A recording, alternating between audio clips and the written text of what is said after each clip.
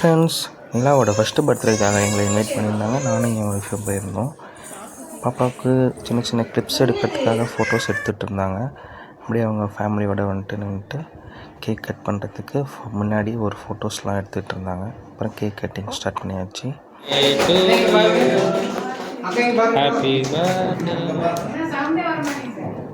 Happy birthday.